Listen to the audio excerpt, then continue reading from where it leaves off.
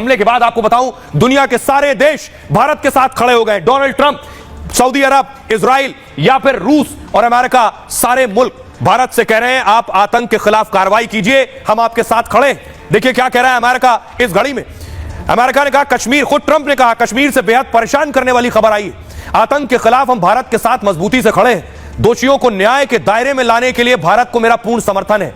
Putin कह रहे हैं इस क्रूर अपराध का कोई औचित्य नहीं है। हमले को अंजाम देने वाले अपराधियों को कड़ी सजा मिले। आतंक के खिलाफ लड़ाई में रूस भारत के साथ है। नेतन्याहू कह रहे हैं इस बर्बर आतंकवादी हमले से हम बहुत दुखी हैं। हमारी संवेदनाएं पीड़ितों और उनके परिवारों के साथ हैं। आतंकवाद के खिलाफ लड़ाई में हम भारत के साथ खड़े हैं। सऊदी अरब कह रहा है पहलगाम में हुए भयानक आतंकी हमले की निंदा करते हैं। मारे गए निर्दोष लोगों और घायलों के प्रति हमारी संवेदनाएं हैं। हम भारत के साथ खड़े हैं और उसकी हर मदद को तैयार है।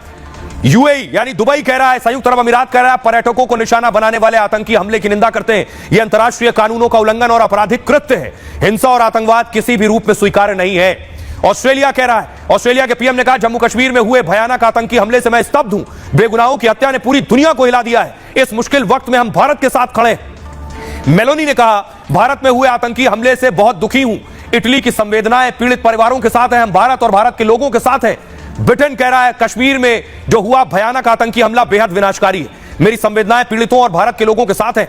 बांग्लादेश इस घड़ी में कह रहा है कश्मीर में हुए जघन्य हमले की कड़ी निंदा करते हैं। पीड़ितों और घायलों के प्रति हमारी गहरी संवेदनाएं। बांग्लादेश आतंक के खिलाफ मजबूती से खड़ा है। मालदीव का कहना है पहलगाम में हुए भयानक आतंकी हमले से दुखी हैं। आतंकवाद के सभी रूपों से निपटने के लिए प्रतिबद्ध और अडिग हैं। और खुद आपको बताऊं आतंकवाद पर प्रधानमंत्री नरेंद्र मोदी से डोनाल्ड ट्रंप ने बात की। अमेरिकी उपराष्ट्रपति ने खुद इस बात की जानकारी दी है। सुनिए, 2 आतंकी ठोक दिए गए हैं। 2 तस्वीरें मैं आपको दिखा रहा हूं। ये बारामूला में 2 आतंकियों को सेना ने ठोका है, देख रहे हैं। और पाकिस्तान की दहशत बढ़ गई है कि भारत कुछ बड़ा करने वाला है। टेंशन हाई है। असीम मुनीर बैठकों पर बैठक कर रहे हैं। कल से अब तक कई बैठकें कर चुके हैं कि भारत क्या करने वाला है। अपनी आर्मी को तैयार कर दिया, अपनी एयरफोर्स को तैयार कर दिया। दूसरी तरफ देखिए शहबाज शरीफ देश छोड़कर जा चुके हैं। शहबाज शरीफ तुर्की में एर्दोगन के साथ मुलाकात कर रहे हैं। ये वो तस्वीर आ रही है। पाकिस्तान में आखिर क्या हो रहा है इस वक्त? पाकिस्तान की हालत वो है कि चोर की दाढ़ी में तिनका। पाकिस्तान बिना बोले कह रहा है हमने कुछ नहीं किया।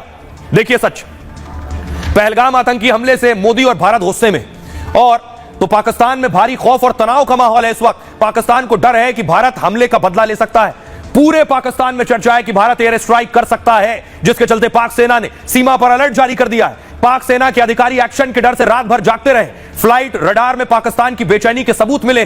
बॉर्डर के पास अपने बेस में मिलिट्री विमान तैनात कर दिए गए। उसका हरकुलस विमान कराची से लाहौर लाया गया और कई और फाइटर प्लेन कराची बेस से रावलपिंडी लाए गए। पाकिस्तान के विदेश और रक्षा जानकारों ने चेतावनी दी है कि भारत एयर स्ट्राइक या सर्जिकल स्ट्राइक कर सकता है और इस बार उसका हमला पहले से और ज्यादा खतरनाक होगा। उसके रफाल जैसे फाइटर जेट का पाक के पास कोई तोड़ नहीं है। खतरे को देखते हुए पाकिस्तान सरकार सफाई देने में लगी है। पाकिस्तान के रक्षा मंत्री ने अपना हाथ होने से इनकार कर दिया। पाकिस्तान का इस हमले से कोई ताल्लुक नहीं, ख्वाजा आसिफ कह रहे हैं। पाकिस्तान ने बयान जारी कर मृतकों और घायलों पर चिंता जताई, लेकिन उसने इसे किसी तरह का आतंकी हमला नहीं कहा है। पाकिस्तान के विपक्षी दलों को भी भारत के हमले का डर सता रहा है और देशभक्ति के नाम पर पाकिस्तान को एकजुट होने की मांग हो रही है।